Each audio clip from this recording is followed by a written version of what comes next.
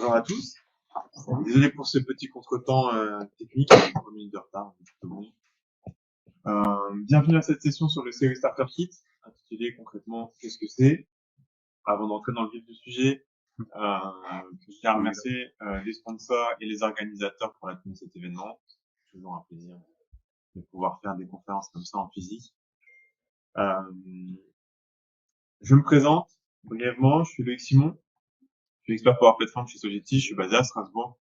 C'est une longue route pour venir ici, mais il y a du soleil, donc c'est agréable. Ça change de chez moi. Je suis Microsoft MVP et en gros, j'accompagne les clients sur toutes les problématiques autour de la Power Platform, que ça soit du delivery, mais également aussi tout ce qui est gouvernance, adoption, d'où la session de la Power Platform. Et j'ai pris particulièrement goût à cette technologie-là et à partager et échanger avec les gens à travers des réunions et les conférences aussi. Un lien ici. Alors, normalement, j'ai un blog, mais j'ai un problème technique avec le blog en ce moment. J'ai pas mis lien. J'ai pas mis de lien pour le moment, donc ça reviendra, j'espère très rapidement. Donc, le CEO Starter Kit. Je suis venu avec cette session parce que j'entends beaucoup parler, enfin, très souvent on parle du CEO Starter Kit dès qu'on va parler de gouvernance. Et dans les différents échanges que je peux avoir avec les clients, des choses comme ça, c'est un peu la réponse magique. J'ai envie de faire de la gouvernance, j'ai besoin d'avoir un peu de visibilité sur ce qui se passe. Tout de suite, bim, le CEO Starter Kit arrive. Alors pourquoi il arrive? Parce qu'effectivement, c'est vrai que quand on démarre une gouvernance, on se pose déjà un certain nombre de questions qui sont plus ou moins légitimes. On sait que toutes les problématiques autour du shadow IT, de comment je m'assure que j'ai le contrôle sur ce qui est créé dans mes environnements, c'est quoi, où sont mes apps, combien j'en ai, combien j'ai de flow, à quoi elles se connectent, qu'est-ce qui se passe s'il y en a un qui s'en va, qu'est-ce qui se passe si j'ai une application qui finalement est très utilisée et que demain il y a un problème technique, qui la supporte, ce genre de choses. Enfin, il y a beaucoup de questions qui viennent émerger et il est vrai que le COE Starter Kit va venir répondre à la majorité des questions. Mais est-ce que c'est la réponse magique? Ça, je suis pas tout à fait sûr. Donc l'idée de cette session-là, on va revenir vraiment très concrètement sur déjà en commençant par une définition, donc pour être tous d'accord sur ce qui est le SEO Starter Kit. Donc j'ai repris la définition qui est proposée par Microsoft. Regardez en fait que c'est un outil qui est fourni par Microsoft, qui est open source, qui est fourni quand même par l'équipe de Microsoft, qui en fait est défini comme une collection de composants et d'outils qui sont là pour vous aider à développer une stratégie et améliorer la définition sur la Power Platform. Donc, pas trop de surprises par rapport à ce qu'on s'est dit juste avant. Donc, effectivement, quand on parle de gouvernance, la question se passe du CEC. J'aimerais quand même apporter un petit focus sur certains mots-clés dans cette définition. Les premiers, c'est starter et get started. Parce qu'effectivement, c'est un starter. C'est pas quelque chose que je viens, je m'installe et ça y est, ma gouvernance, elle est bonne, j'ai plus rien à faire, ça se passe bien. C'est qui va venir nous aider à accélérer, à démarrer, à avoir un premier pas sur des choses qu'on peut faire. Et effectivement, c'est déjà très puissant et très complet, mais ça ne se limite pas à ça. C'est que ça reste, deuxième mot-clé à prendre à compte, ça reste des outils. Et ces outils-là doivent être au service d'une stratégie. Et la stratégie, ça passe pas que par des outils. Ça passe par une vision, ça passe par une organisation humaine, ça passe par un tas de processus aussi qui ne sont pas forcément matérialisés par des outils. Mais ces outils qui sont proposés dans le Starter Kit doivent venir en soutien de ces stratégies et pas l'inverse. C'est pas j'installe le Starter Kit, je vois ce qu'on peut faire et du coup je me dis ma stratégie ça va être ça. Ça peut inspirer, mais moi j'ai plus la conviction de dire que les outils doivent venir plutôt accompagner cette partie de là. Voilà, c'est pour lancer un petit peu sur la partie ici. En gros, Microsoft découpe le CE Starter Kit en 4 grosses briques fonctionnelles. On est sur une partie vraiment fonctionnelle, je rentrerai après dans la partie plus concrète du site. Une première partie qui est l'overview, qui va répondre à la question de qu'est-ce qu'il y a dans ma Power Platform. On va avoir une vue à 360 degrés sur les applications que j'ai, qui sont les makers, qui les utilisent, quelle est le coût d'utilisation. Toutes ces choses-là, tous ces assets-là qui vont être et synchronisé dans le SEO Starter Kit et ensuite rendu par différentes applications et navigateurs pour pouvoir donner de la visibilité sur tout l'ensemble de la plateforme. La deuxième partie, ça va être l'administration. C'est une fois que j'ai compris un peu à quoi ressemble ma plateforme, c'est comment je vais accélérer sur certaines tâches quotidiennes. Comment je vais éditer mes DLP simplement. Parce que si j'édite une DLP, quelles sont les applications qui sont impactées? Si j'ai quelqu'un qui a quitté l'entreprise, j'ai besoin de récupérer une application, comment je fais pour lui donner les droits en tant qu'admin dessus, ou le nommer en codeur parce que le product owner a changé, la personne a quitté sur autre chose. J'ai besoin de donner des environnements à quelqu'un. Comment j'ai un process pour donner des environnements?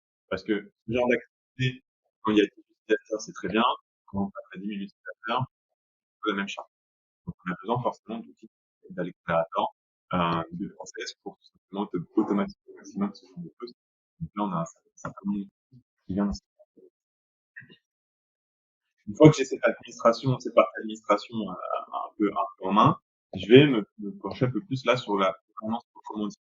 J'ai tendance à mettre dans gouvernance beaucoup de choses, mais il y en a certains qui sont différents. Administrer la plateforme et gouverner la plateforme, c'est deux choses différentes. Les premières, l'administration. La gouvernance, ça va être plus, bah, maintenant, je sais que techniquement, voilà les assets que j'ai. Comment je vais un peu plus loin que ça? Comment je sais quel est l'impact de ces assets-là sur mes métiers? Quelle est la criticité des applications? Quel est le business, le fonctionnel derrière ces applications-là? Qui les a développées? Qui les maintient? Toutes ces choses-là. Toutes ces informations-là qui, d'un point de vue technique, ne peuvent pas être récupérées. Parce que la Power Platform va scanner, avec les outils de la Power Platform, on va scanner les applications, mais on va avoir le nom de l'application, on va avoir l'URL, on va avoir l'ID, les connecteurs utilisés, ce genre de choses. Mais on va pas savoir à quoi elle sert fonctionnellement. Donc ça, il faut aussi des process pour aller là, aller voir avec les utilisateurs qu'est-ce qui se passe, à quoi leur sert cette application, comment elle est utilisée, comment elle est entretenue, comment elle est impliquée dans quelque chose d'un peu plus grand, dans le métier, pour pouvoir bien comprendre l'utilité. La dernière brique qui est aussi très importante à mon sens, et qui est souvent d'ailleurs oubliée, c'est toute la partie animation de communauté. C'est comme ça que je traduis le nurture, mais l'idée c'est de simplement dire, bah, cette plateforme-là, on va l'ouvrir à un certain nombre d'utilisateurs, il faut leur donner les clés, les bons niveaux de connaissances, le bon niveau de formation pour qu'ils puissent utiliser cette plateforme au meilleur de ses capacités, tout en respectant l'ensemble des contraintes de l'entreprise, que ce soit des contraintes techniques, des contraintes légales, des contraintes d'ADN de l'entreprise tout simplement. Donc tout ça, il va falloir descendre de l'information à l'utilisateur, c'est l'animation de la communauté, mais également aussi avoir un moyen de collecter des retours. Comment je vais au plus près d'eux pour qu'ils me connaissent en tant qu'administrateur de la plateforme, que s'ils ont un besoin, ils viennent nous voir, ils nous remontent les idées terrain, de nouvelles idées d'application, ce genre de choses. Donc c'est vraiment toute cette partie-là, animation de la communauté. Là, on est sur un parti encore un peu au niveau. Donc ici, on a décidé d'aller voir un peu plus concrètement à quoi ça sert. Donc on va plonger directement dans le SEO Starter Kit. Déjà, concrètement, à quoi ça ressemble? C'est plusieurs solutions au sens Power Platform. Ok. Est-ce que vous êtes tous au clair avec les solutions? Yes. Parfait. Sinon, il y a une session sur ma chaîne YouTube sur les solutions. N'hésitez pas à aller bien. Ouais. Je recommande aussi. De bons retours dessus. Merci. Donc, effectivement, l'idée, c'est vraiment d'avoir des packages qui vont, en fait, l'ensemble du SEO Starter Kit, tout ce que j'ai défini avant, est découpé en plusieurs packages, donc des solutions. 4 solutions principales, les 4 qu'on voit ici, qui va adresser différents domaines, si on fait un mapping par rapport au domaine fonctionnel que je vous ai présenté juste avant. La première, la solution Core, alors le nom complet, c'est Center of Excellence Core Component.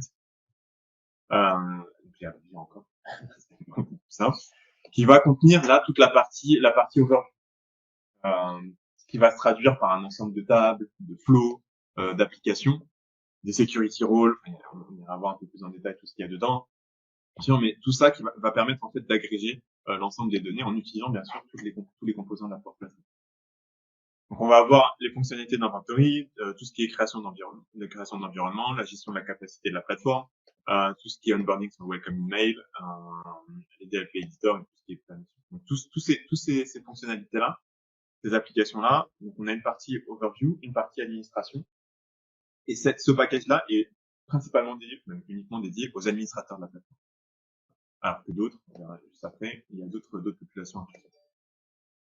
Ça, c'est vraiment le cœur du COI. Hein. On peut rien faire sans avoir installé cette partie-là. Autant d'autres sont pas forcément liées entre elles, mais la base, c'est le corps. Si on devait en installer qu'une seule, c'est celle-ci. Ensuite, pour enrichir toute la partie inventory, on a la partie audit log qui revient sur la partie qui rajoute des informations sur la partie overview. Les audit logs, c'est simplement les usages de l'application, les usages réels. Quand est-ce que tel utilisateur a ouvert telle application, à quelle heure, quand est-ce que tel utilisateur a édité telle application, quand est-ce qu'il a supprimé telle application, pareil avec les flows.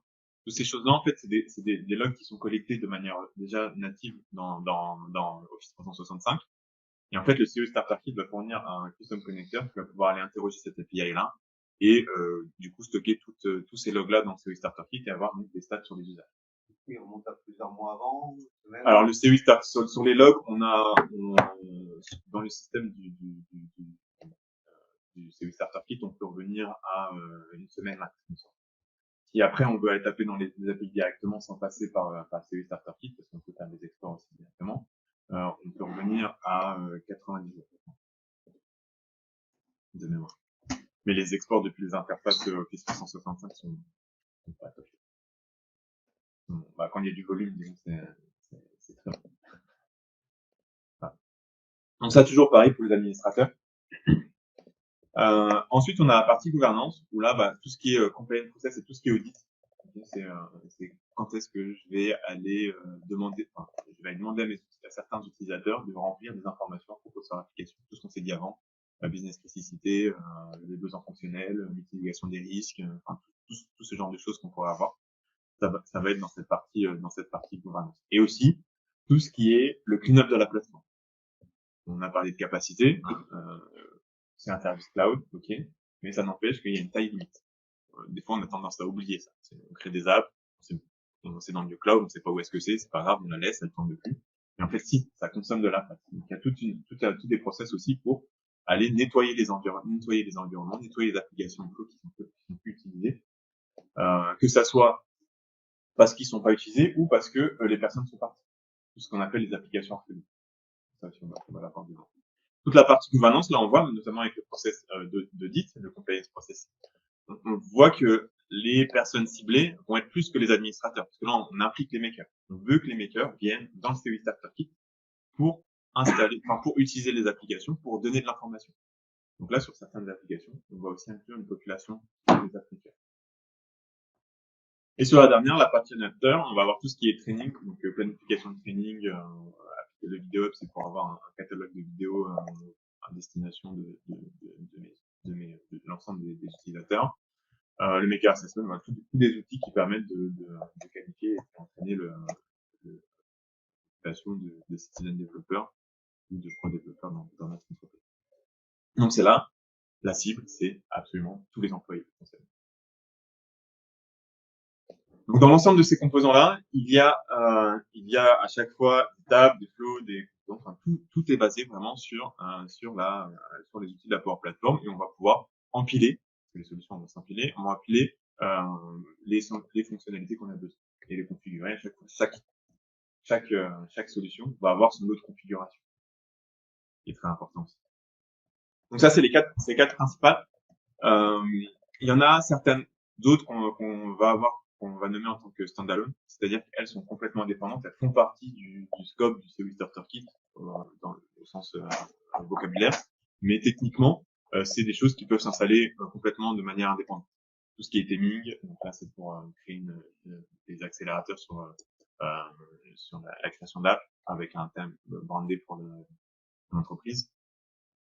L'ALM Accelerator pour tout ce qui est Application Lifecycle Management, qui est automatisé, enfin, qui est simplifié à travers une Canvas app et qui va s'appuyer sur du Azure DevOps, par exemple. Tout ce qui est Innovation Backlog pour là, collecter l'idée et puis s'organiser un peu dessus pour voir comment on peut les traiter. L'admin planning qui est assez récent, qui va venir aider à planifier toutes les tâches d'administration. Et à côté de ça, alors je vous ai mis un peu sur le côté, mais c'est pour information, c'est que donc le COI Starter Kit, c'est les 4 principales et les 4 que je viens de citer, les add-ons. Il y a aussi des dépendances. Depuis peu, vous ne pouvez pas installer le COI Starter Kit sans avoir installé le Creator Kit. Parce que les applications du COI Starter Kit utilise les composants du Creator Kit. Et donc là, pareil, il faut d'abord installer le Creator Kit. Et notamment, la solution de gouvernance va utiliser les approvals. Par exemple, pour le process d'archivage, on va envoyer un email au maker pour leur dire, votre appli, elle n'est pas utilisée depuis X mois. Est-ce que vous la gardez ou est-ce que vous voulez pas la garder? Donc ça va utiliser les approvals. Donc forcément, il faut déjà avoir instancié la solution d'approval de Power Automate classique pour pouvoir installer l'ensemble. Donc ça, c'est les 4 solutions. Voilà à quoi ça ressemble. Pour vous donner un peu une idée de tout ce qu'il y a dedans. Donc c'est une slide qui fait un peu peur, mais c'est pour vous montrer un peu la complexité du COE Starter Kit. C'est une slide qui a été réalisée par Nicolas Kierman il y a quelques mois, années maintenant. Donc c'est pas la dernière version du COE. Moi, ce que je vais vous montrer, c'est la dernière en date. Mais donc sachez que il y a même maintenant plus que tout ça. Donc ça fait vraiment beaucoup de choses à maîtriser, à configurer, à comprendre. Donc c'est vraiment un travail énorme qui est réalisé là par Ça peut faire peur. Ça peut faire peur, et même quand on va voir techniquement les flows dedans, ça nécessite quand même une certaine compréhension, un certain niveau de dev pour comprendre comment tout fonctionne. Si on veut aller mettre vraiment les mains dessus. D'ailleurs, est-ce qu'il y en a certains d'entre vous qui ont déjà été voir ce qu'était le CO Starter Kit, mais aller voir sous le capot comment ça fonctionne? Non. Sous le capot, non. Non, vous avez juste suivi la page de configuration de Microsoft et tout activé et prier pour qu'il n'y ait pas de bug. Parce que moi, avec mon client, exactement. Parce que moi, c'est pas, il y a des moments où je me dis, ça marche très bien, et puis je reviens de moi, je me dis, pourquoi c'est pas les bonnes données que j'ai? C'est bizarre, cette application-là, je la connais, elle a beaucoup plus d'utilisateurs, ce genre de choses. Après, on va recevoir des mails, les flows, ils ont planté. Pourquoi ils ont planté? Il y a un nouveau produit dans la plateforme. Donc, ce que je disais au début aussi, que j'ai oublié de préciser, c'est que le CU Starter Kit, il est développé par une équipe Microsoft, mais pas par l'équipe produit. Ça veut dire que tout changement produit peut impacter le CU Starter Kit comme il pourrait impacter n'importe quel utilisateur. Pour la petite histoire, il y a quelques mois, les audit logs, justement, ils avaient une colonne, ils avaient l'habitude de mettre dans une colonne l'email de la personne pour dire c'est telle personne qui a lancé telle application. Du jour au lendemain, cette colonne sortait en NoIP.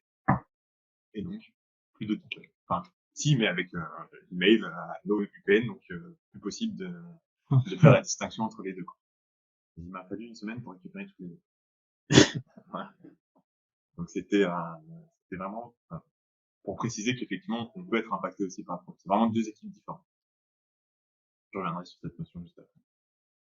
Ce que je vous propose maintenant, c'est d'aller voir, d'aller vraiment dedans. Ici. J'ai installé le CE Starter Kit là dans un environnement dédié.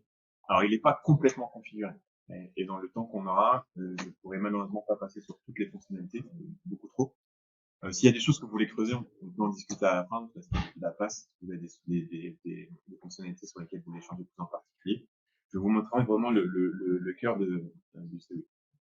Donc vous voyez ici, là, je suis dans la partie solution de mon environnement. J'ai toutes les solutions que je vous ai parlé. Donc, le Creator Kit en tant que dépendance. Ensuite, la partie Core Component, qui est la première à installer. L'audit log, qui va avoir tout ce qui est Custom Connector pour récupérer les usages. Les dépendances d'approval de Microsoft. Et ensuite, on va retrouver les deux dernières, la gouvernance et l'inventaire. J'ai notamment pas installé les add-ons. Je savais très bien que j'avais pas le temps de les avoir. Si je rentre dans la partie core, vous allez voir qu'elle est quand même assez complète. Parce qu'on a près de mémoire 80 flows. Juste des flows. Et pareil, une cinquantaine, soixantaine de tables. 44 tables. Et 80. Et donc, dans ces tables, en fait, on retrouve tout le modèle de données pour agréger le maximum de possibilités. Donc, forcément, tout ce qui est, si je prends les apps, l'app, le maker, les utilisateurs, les connexions, les usages. Qu'est-ce qu'on va pouvoir avoir d'autre? L'environnement dans lequel il est. Qu'est-ce qu'on va avoir d'autre aussi? C'est bon. Après, les chatbots. On a vraiment, on a toutes les solutions aussi depuis quelques temps dans un environnement. Toutes les solutions sont listées dedans. Donc on va avoir tous ces flows et tout ça, c'est synchronisé grâce à tous ces flows qu'on voit ici, qui s'appellent 5 templates. Donc, je vais en ouvrir un pour vous montrer un peu à quoi ça ressemble. On va pas détailler techniquement comment il fonctionne exactement, mais juste pour vous montrer un peu la logique. L'idée, c'est en fait ça, c'est vraiment les flows au cœur du système. Ce flow-là va aller simplement scanner l'ensemble de votre Power Platform, l'ensemble des environnements. Donc, on va récupérer grâce à un connecteur de Power Platform admin. On va pouvoir récupérer la liste de tous les environnements et on va les enregistrer dans le Dataverse. Tout COI est basé sur le Dataverse. Derrière, c'est complètement du Dataverse. Ça va finir par s'afficher sur le réseau et le partage fait que c'est un peu. Et une fois qu'il enregistre ça dans le Dataverse, à l'insertion d'un nouvel environnement, à la modification d'un environnement dans le Dataverse, là, on a une vingtaine de flows qui vont se lancer. Chacun, un flow pour aller chercher les apps, un flow pour aller chercher les flows, un flow pour aller chercher des Power Automation, un flow pour aller chercher toutes les solutions, ce genre de choses. Donc, c'est des flows qui sont assez costauds. Si je les ouvre là, donc on voit, donc là, tout ça, c'est de la configuration, toutes les variables, hein, il y a beaucoup de configurations possibles à faire. Et ensuite, on va simplement aller chercher l'ensemble des environnements, le tenant ID, un certain nombre d'infos sur lesquelles on a besoin d'aller chercher pour les enregistrer. Et ensuite seulement, là, on va boucler sur tous les environnements. Et pour chacun d'entre eux, on va aller voir est-ce qu'il y a un database, est-ce que c'est de type Teams, est-ce que c'est de type développeur, et on va faire les bonnes actions parce que les informations à récupérer sont pas forcément les mêmes en fonction du type d'environnement que c'est. Et seulement à la fin, on va pouvoir l'enregistrer dans le Dataverse avec l'ensemble des informations qui nous va bien, le maker qui va bien, le nom de l'environnement, quand est-ce qu'il a été modifié, quand est-ce qu'il a été créé, à quoi il sert, la description de l'environnement. Quand vous créez un environnement, vous pouvez mettre une description, on va la récupérer. Enfin, toutes les informations qui sont stockées au niveau de l'environnement, il va les récupérer et les mettre dans le Dataverse. Voilà, donc après, vous voyez là tous les flows qui s'appellent 5 templates V3, c'est tous les flows qui vont permettre de faire la synchronisation, la partie inventaire. Donc, on a quand même une bonne triple.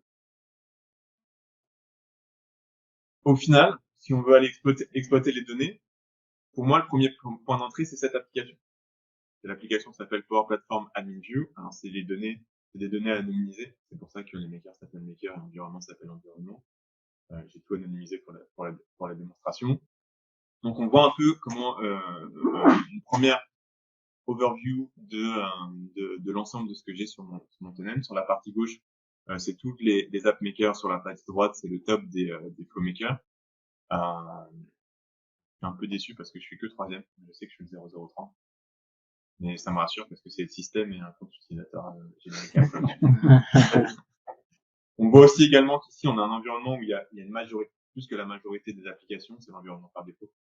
Donc, c'est là où les utilisateurs peuvent faire un peu tout ce qu'ils veulent et après le reste, les autres environnements les ont un peu plus sous contrôle pour un peu plus restreint et avec plus de process aussi sur ce qui est créé dedans.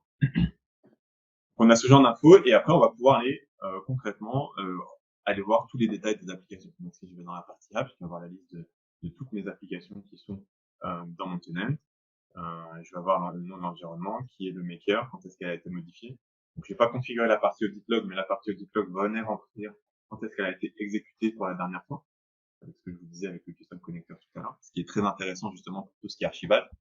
C'est de dire, ton application, elle n'a pas été créée, ni modifiée, ni exécutée depuis un an. Est-ce que vraiment, t'en as encore besoin? Et lorsqu'on rentre dans le détail de cette application, on va avoir là encore un peu plus d'infos. Donc, les premiers éléments assez classiques, qu'il a créé dans quel environnement, quel est le type, est-ce que c'est du premium, est-ce que c'est du standard. Alors il y a les ID aussi des apps, comme ça je les ai cachés parce que c'est des données un peu sensibles. Et si jamais il a mis une description, on voit la description. On va reprendre toutes les dates aussi que je viens d'évoquer. Quand est-ce qu'elle a été créée, modifiée, publiée. Supprimer, si elle est supprimée, vous avez la possibilité de garder les applications qui étaient supprimées pour historique, mais juste de les flaguer en tant que supprimées. Ce qui peut être aussi intéressant pour voir un peu si vous voulez suivre justement la suppression des apps, ce genre de choses, ça peut être intéressant aussi de voir. Quand est-ce qu'elle a été lancée et aussi si elle a été mise en quarantaine. Ça, c'est une fonctionnalité du COI Starter Kit qui est dans la partie gouvernance, si je me rappelle bien. La possibilité suite à l'audit process, le compliance process, de dire, bah, au vu des informations que tu me donnes, moi, j'aimerais qu'on clarifie certaines choses et en attendant, tu peux plus utiliser son je la bloque dessus, donc c'est la mettre en quarantaine. Elle est pas supprimée, c'est juste qu'elle est elle est isolée, elle est stoppée, les utilisateurs peuvent plus l'utiliser, elle peut plus être modifiée jusqu'à ce qu'on clarifie que tout va bien. On va avoir aussi un certain nombre, on va retrouver tous les usages ici. Alors là, encore une fois, les audits logs sont pas lancés, mais là, j'aurai pour chaque ligne, à chaque fois qu'un utilisateur aura lancé l'application, il va avoir un log. Et ça s'afficherait ici. Toutes les connexions qui sont utilisées dans mon application. Donc, on voit que celle-ci, par exemple, elle se connecte au groupe, au user et à chaque fois. La partie ROI, ça va dépendre du gouvernance, mais je l'ai pas fait dessus. Mais sur la partie gouvernance, vous voyez que là c'est la vue admin. Hein, on a des applications dédiées pour la gouvernance, enfin pour l'audit. Quand je dis gouvernance, dans ce cadre-là, c'est l'audit de l'application. Je vais pouvoir, en fait, moi, compléter, éditer, voir aussi les informations que le maker a fournies. Et en fonction de ça, prendre un certain nombre d'actions, notamment justement mettre en quarantaine, la mettre visible dans l'app catalogue, qui est aussi notre application à part, pour dire, bah voilà, moi, j'aimerais communiquer plus largement sur cette application-là, pour la rendre accessible, la mettre en avant dans ce catalogue. On va avoir aussi certaines informations propres à la DLP, ce qui est intéressant aussi. Je vais pouvoir, grâce à ça, identifier quelles sont les applications qui sont contraires aux DLP qui sont en place. Alors automatiquement, la plateforme est désactivée, mais moi, je vais pouvoir les repérer et aller voir avec l'AppMaker, bah, qu'est-ce que tu comptes faire pour cette application? Est-ce que tu comptes faire quelque chose ou non? Si tu veux rien faire, pas de souci, on la supprime. Si tu veux faire quelque chose, on peut t'aider, on peut t'accompagner pour comprendre, est-ce que tu es dans le bon environnement, est-ce qu'il faut aller d'ailleurs, ce genre de choses. Donc on a vraiment quelque chose qui est très complet. Donc cette application Power Platform and View, elle vient dans la partie core. Par contre, toutes ces informations-là vont être automatisées et enrichies dans les autres solutions. Là, on est dans la partie gouvernance, donc ça vient avec la solution de gouvernance. Donc, si vous installez que la partie core, qui est possible, hein, si vous avez besoin que de la partie core, vous aurez ces vues-là, mais elles ne seront pas utilisées. Il n'y a pas un problème si vous ne souhaitez pas l'utiliser. On va avoir pareil pour les flows.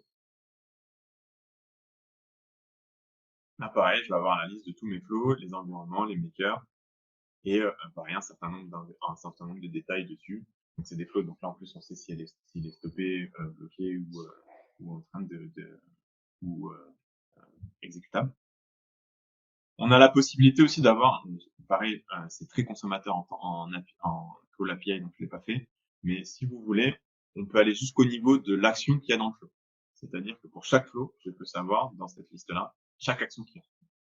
Donc, alors c'est juste le nom de l'action. J'ai eu le cas notamment un coup, j'ai eu un cas où les utilisateurs sont venus nous voir et nous ont dit, bah, je comprends pas. Je sais qu'il y a quelqu'un qui a fait un flow sur notre SharePoint. Quand on mettait un truc là, ça se déplaçait là et ça faisait des trucs. Ça se fait plus. Vous pouvez nous aider? On dit, bah, très bien. C'est quoi le nom du flow? On sait pas. Ah. Donc vous avez que le nom du SharePoint. Donc j'ai essayé avec cette fonctionnalité de voir si on pouvait avoir un certain nombre d'informations. Non, on n'a pas jusqu'au détail de l'URL du SharePoint. On a fini par trouver qui était le créateur, donc on trouvait le flow. Mais je trouve que cette partie action détail peut être intéressante, mais elle n'est pas encore assez poussée à notre sens. Après, ça n'empêche à vous aussi d'enrichir ces fonctionnalités. Juste qui est là. Là, il y a 22, et c'est jusqu'à 40. Ok. Oui, 18. Parfait. Okay. Donc on a la partie environnement, donc ce que je vous disais, l'environnement 001, qui est l'environnement par défaut. Et après, on va voir en fait tous les détails de chaque environnement. Et pour chacun des environnements, on va avoir toutes les ressources liées, donc tous les apps, tous les flows, tous les desktop flows, enfin voilà, tout ce qui est lié à cet environnement, on peut les vraiment, en fonction de là où vous voulez rechercher, toutes les informations sont vraiment visibles depuis cette application. On va avoir d'autres settings aussi qui sont intéressantes, qui sont là, pareil, disponibles depuis les apps, depuis les flows et tous les autres composants. Vous avez certains paramètres qui vont permettre d'impacter les autres process du COD Starter Kit. Notamment tout ce qui est SQs va permettre de dire, bah par exemple, il y a un process d'archivage que vous pouvez configurer. Au bout de X mois, ton application, on va lancer un approval, tout ça, ce que je disais tout à l'heure. Et ben, on peut dire, bah, pour cet environnement, on le fait pas. Parce qu'on sait que c'est un environnement de production, ou on sait que c'est un environnement de dev, et du coup, ça n'a pas de sens parce qu'on sait très bien que les applications, elles sont pas utilisées dessus. Mais on a le contrôle, on a le choix. Donc ça, on peut le faire. On peut le faire au niveau de l'environnement, on peut le faire au niveau de l'application, du flow, ce genre de choses. Donc pareil, c'est exclure depuis l'inventaire, exclure depuis donc l'inactivity flow, c'est tout ce qui est archivage. Compliance flow aussi, c'est tout ce qui est audit. On va détecter automatiquement, grâce à des seuils, de se dire tiens, pour les applications qui ont tant de partage et tant de niveau d'utilisation, on va aller automatiquement notifier des app makers pour qu'ils nous donnent des informations. L'idée derrière ça, c'est de se dire potentiellement avec la Power Platform, je vais avoir beaucoup d'applications. Alors, je sais pas si vous avez fait attention, mais ici, j'ai plus de 5000 applications. Donc, en tant qu'administrateur, je vais pas aller dans chacune d'entre elles pour aller demander les détails, sur à quoi elles servent. Déjà parce que la plupart ne sont pas pertinents, parce qu'elles sont sûrement juste créées comme ça pour tester un truc et après laisser sur le côté. Il y a peut-être la moitié qui va être utilisée par 3 personnes 2 fois dans le mois. Et en fait, on va pouvoir, grâce à ça, grâce au seuil, aller se concentrer sur les applications qui sont hautement utilisées et qui ont un réel intérêt pour l'entreprise. Après, rien n'empêche de moi ajuster grâce à toutes ces données-là les règles et aller individuellement voir certaines applications. C'est juste que ça nous permet déjà d'avoir une base. Comme je disais au début, c'est un starter kit. Voilà la base et après, à vous de construire, éditer, modifier le CO starter kit pour que ça colle complètement à votre stratégie. Donc ça, c'est pour cette application Power Platform Admin là, donc qui va rassembler pas mal de différents assets du CO Starter Kit. Sauf qu'on voit que c'est quand même très lié à la donnée. Pour certains utilisateurs administrateurs, ils aiment bien voir des KPI, voir des beaux chiffres, des visualisations de données, ce genre de choses. Et ça tombe bien parce qu'il y a également un dashboard Power BI qui est fourni, qui va se plugger sur exactement les mêmes données, mais qui va être un usage différent, qui va permettre de voir un peu plus visuellement l'état de la portefeuille. Il y a beaucoup de pages. Vous avez vu, comme dans le CO Starter, il y a beaucoup d'outils. Il y a beaucoup de pages dans ce dashboard qui couvre un peu toutes les données sous différents aspects. Et je vais pas passer à travers toutes, juste pour vous montrer un peu les overviews là, pour montrer un peu les typologies d'informations qu'on a. Donc on a l'ensemble des app makers, on sait quand est-ce qu'ils les ont créés, est-ce que c'est dans le mois ou non, pour voir un peu la tendance, ce genre de choses, par rapport aux dates, on sait combien de canvas, combien de modèles driven, combien de SharePoint form. Donc on a vraiment ce détail-là, et après, par environnement, on retrouve là l'environnement par défaut, le pop-up, et ici, comme on le disait tout à l'heure, les différents makers. On va voir la répartition aussi sur la géographie. On va voir pareil pour Power Automate. Je vais pas tous vous les faire, mais ce qui va être assez intéressant, c'est au niveau des environnements.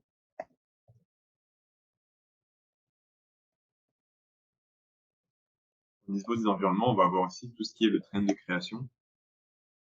Voir un peu comment le nombre d'environnements évolue, les typologies d'environnements qu'on a. On voit par exemple que pour les données qui ont été récupérées ici, il y a une grosse majorité d'environnements types. Ça s'explique tout simplement parce que dans Teams, quand on installe des applications, des fois on ne sait pas que c'est une Power App derrière et ça crée un environnement. Donc ça permet, ce qui est bien avec ces chiffres-là, c'est que ça va permettre de clarifier, mitiger certains chiffres. Quand je dis à mon client, on a 780 environnements, il dit quoi? Je dis oui, attends. Il y en a 473 qui sont effectivement des environnements Teams, qui sont gérés à droite à gauche. Il y en a 145 qui sont des environnements de développeurs que n'importe qui peut créer en allant sur le développeur plan de Microsoft. Et ensuite, on commence à avoir des environnements d'un nombre un peu plus cohérent. Et encore là-dedans, moi je connais le client, donc je sais qu'il y a les 3/4 qui ne gèrent pas parce qu'il y a du Dynamics derrière. Et que d'un point de vue de la plateforme, les environnements Dynamics tombent aussi en tant qu'environnement dedans. Donc après, tu peux les identifier du coup les Dynamics? Alors nativement non. Nativement non. Alors depuis qu'ils ont mis des solutions peut-être, si vous voulez aller chercher le publisher par exemple de la solution et automatiquement le flaguer, mais pour le flaguer officiellement dans les données en tant que Dynamics, c'est à vous de le faire. c'est une customisation à faire. C'est ce que je disais, c'est un starter kit. En termes de capacité, on va pouvoir repérer aussi. Avec la capacité ou avec les tables qui sont présentes, ou avec les publishers qui sont dans la liste des solutions de cet environnement. Typiquement, c'est quelque chose que j'ai fait pour ce client.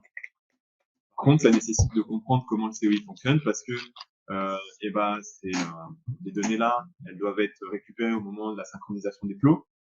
Du coup, ça veut dire que soit on édite la solution de Microsoft, soit il faut que la solution soit là avant, l'installer avant en tant que dépendance et ensuite seulement mettre à jour le CE Starter Kit. Donc, techniquement, en termes de gestion de couches et de solutions, c'est assez avancé. Du coup, ça veut dire que quand même installer le CO qui soit un environnement dédié. Mes précaux, alors j'en parle juste après. Les précaux, effectivement, c'est là, je vous ai fait dans un seul environnement parce que c'est pour la démo. La préco, c'est au moins d'avoir 2 environnements. Celui avec votre prod, là, effectivement, il tourne, vous avez vos données, et à minima, un de dev. Vous allez faire vos montées de version, je vais d'ailleurs enchaîner dessus. Sur les derniers points, c'est que le COI Starter Kit, il a un rythme de release qui est de tous les mois, qui est assez important. Il y en a certains qui ont déjà installé le COI Starter Kit, vous avez mis combien de temps? Plusieurs semaines. Voilà, c'est beaucoup de faire ça, mais voilà, 2 heures par-ci, 1 heure par-là. Ça prend du temps à tout configurer. Alors, imaginez en plus si vous avez vos propres custos. C'est que là, on parle juste de suivre la documentation et de faire ce qu'ils nous ont dit pour que ça tourne. Ensuite, comment je fais pour customiser tous mes mails? Que ça envoie des mails, comment je fais pour avoir des templates qui sont brandés sur mon entreprise? Maintenant, il y a des outils qui simplifient, mais avant, il fallait éditer tous les flux. Comment je fais pour, si j'ai des applications en plus, si j'ai des modifications dans les process. Par exemple, l'archivage. Aujourd'hui, le process d'archivage, il va simplement supprimer l'appli. Il y a quelques années, ils faisaient un extrait de l'app, ils le mettaient dans un SharePoint, dans un stockage quelque part. Moi, aujourd'hui, mon client m'a demandé de remettre ce truc. Parce que pour lui, il préfère avoir un moyen de revenir en arrière si jamais l'utilisateur revient 10 jours après et il me dit, pourquoi vous avez supprimé mon app? Moi, j'en ai besoin. Parce que forcément, quand on envoie des approuvables, il n'y a que 10% qui répondent.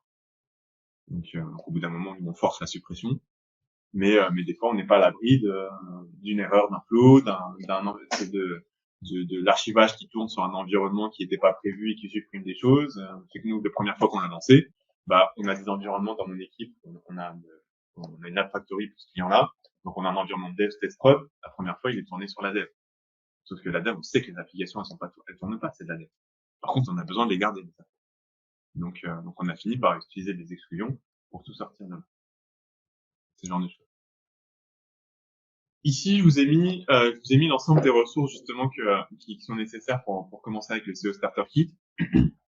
Le premier pour moi, c'est le GitHub qui va permettre de récupérer justement l'ensemble des différentes solutions, d'avoir aussi la roadmap du CO Starter Kit parce que c'est là on va pouvoir ouvrir tout ce qui est tous les bugs, toutes les demandes de nouvelles features, d'explications, les questions qu'on pourrait avoir et des bugs il y en a. Normal. Donc il y a beaucoup de choses qui se passent sur ce GitHub. Je vous invite à y aller très régulièrement. Vous pouvez aussi collaborer en fait, soit aider les personnes à comprendre comment ils fonctionnent, soit aider aussi dans le développement du CE Starter Kit. C'est un produit qui est open source. D'où le point avec tout ce que je vous disais tout à l'heure, qu'il n'est pas développé par une équipe produit. Si jamais vous ouvrez un ticket au CE Starter Kit qui dit mon API ne fonctionne pas correctement, ils vont vous répondre ça c'est un problème avec le produit. Et inversement, si vous ouvrez à Microsoft un ticket qui leur dit je comprends pas le CE Starter Kit, le flow il marche pas comme je veux, ils vont dire allez voir l'équipe du CE Starter.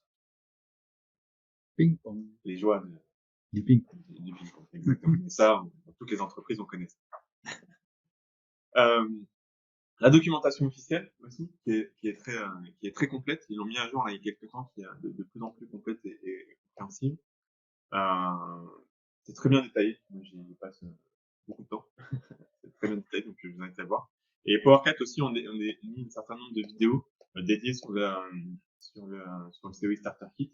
Je vous ai mis le lien de la playlist, je pourrais vous donner le lien. Donc, il y a toute une playlist de toutes les vidéos PowerCat. Et dont 4 ou 5 vidéos sur le COI Starter Kit, qui permet de comprendre un peu mieux comment l'utiliser, comment le configurer, ce genre de choses. Donc, par rapport à ta question sur les environnements, effectivement, quand on met en place le CO Starter Kit, moi, je préconise de prendre plusieurs environnements. Nous, on en a 3.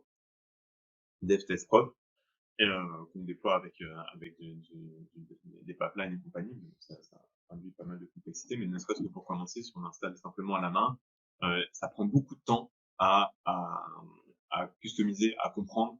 Alors, si vous voulez suivre le rythme de mise à jour tous les mois, vous allez passer énormément de temps. Enfin, vous avez la possibilité de vous perdre dans le CO Starter Kit à juste le configurer, juste le maintenir, juste comprendre comment il marche.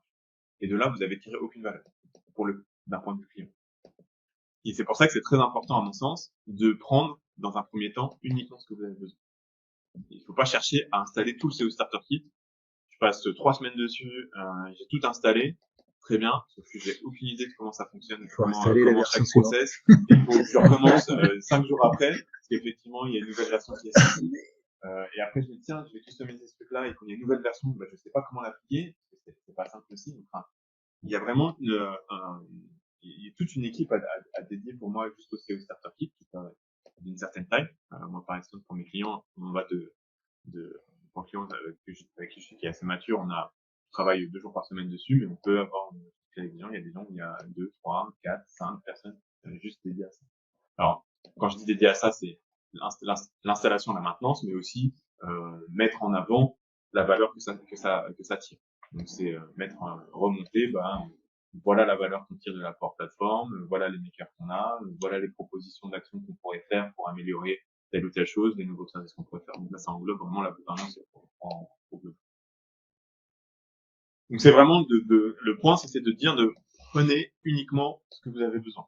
Commencez simplement par l'inventaire, la partie inventaire, ça vous donnera déjà une très bonne idée de ce qu'il y a sur la plateforme. Et petit à petit, plus vous montez en maturité sur ces parties-là, allez sur les autres fonctionnalités. Je vous ai présenté les fonctionnalités dans Versata Hub, c'est pas pour rien. Core, Audit Log, gouvernance et Narta. Donc c'est vraiment parce que ça, à mon sens, ça n'a pas de sens de démarrer avec le vidéo.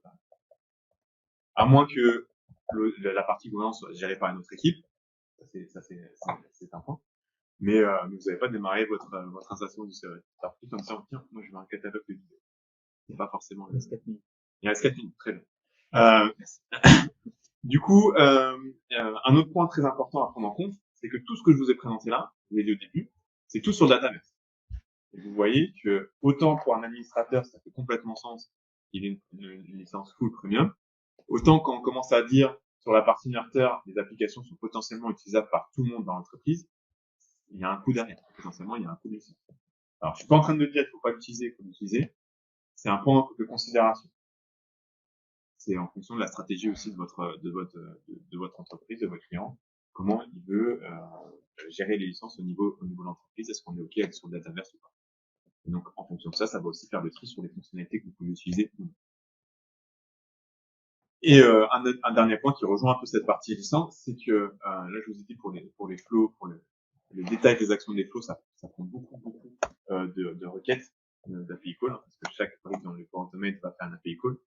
Vous imaginez que là, alors il y a plus de 5000 applications, 900 environnements, tous les flows de synchronisation, vous imaginez le nombre d'API calls qu'il y a derrière.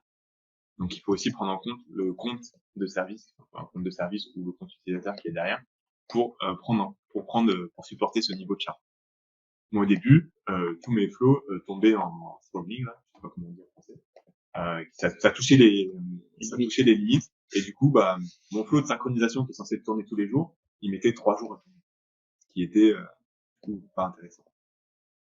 Voilà.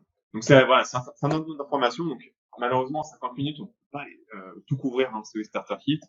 Moi, je suis là toute la journée. Donc si vous avez des questions sur certains process que vous voulez voir sur certaines fonctionnalités du CO Starter Kit, je reste à votre disposition pour échanger. Donc, il nous reste 2 minutes. Donc, si vous avez des questions directement, vous pouvez y répondre. Merci Loïc, c'était très clair.